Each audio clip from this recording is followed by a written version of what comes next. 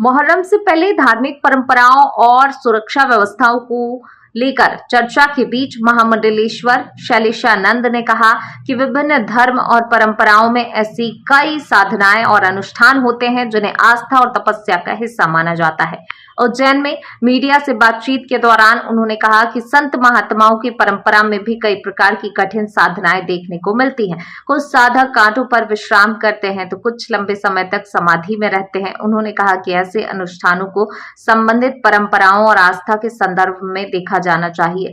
महामंडलेश्वर शैलेशानंद ने कहा कि किसी भी धार्मिक आयोजन या अनुष्ठान के दौरान सरकार और प्रशासन का दायित्व होता है कि सुरक्षा सुनिश्चित की जाए और ये देखा जाए कि किसी व्यक्ति के जीवन या स्वास्थ्य को खतरा न हो। उन्होंने कहा कि आस्था और परंपराओं का सम्मान करते हुए सुरक्षा मानकों का पालन करना आवश्यक है। मुहर्रम सहित विभिन्न धार्मिक आयोजनों के दौरान प्रशासन द्वारा भीड़ प्रबंधन और सुरक्षा व्यवस्था पर विशेष ध्यान दिया जाता है ताकि सभी कार्यक्रम शांतिपूर्ण और सुरक्षित वातावरण में संपन्न हो सके। देखिए, हम साधु संतों के अंदर बहुत सारे इस प्रकार की क्रीड़ाएं हैं जो कि योग के अंदर आती है। कोई लोग कांटों के ऊपर सोता है तो कोई समाधि के अंदर 72 घंटे के अंदर जाता है। उन सारे विषयों के ऊपर शासन प्रशासन संज्ञान में लेता है कि उससे किसी को खतरा तो नहीं है, किंतु ये तो एक अलग ही स्तर का कार्यक्रम हो गया। 40 फीट के ऊपर कार के अंदर आप धमाका कर रहे हो, वो विस्फोटक ले जाने की अनुमति शासन प्रशासन ने दी थी या बिना अनुमति के था?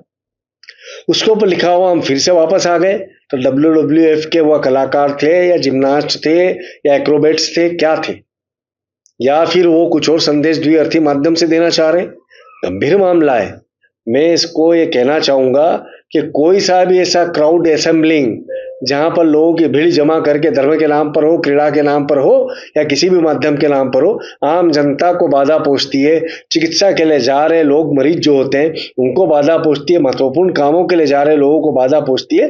ये राष्ट्र के संपर्क के लिए, राष्ट्र के उच्चता के लिए उचित कर्म नहीं है या कर्तव्य बोध नहीं है। मैं इसकी निंदा करता हूं और अतिशीघ्र प्रयास करना चाहिए शासन प्रशासन को कि इस प्रकार के लोगों पर कठोर कार्रवाई करे।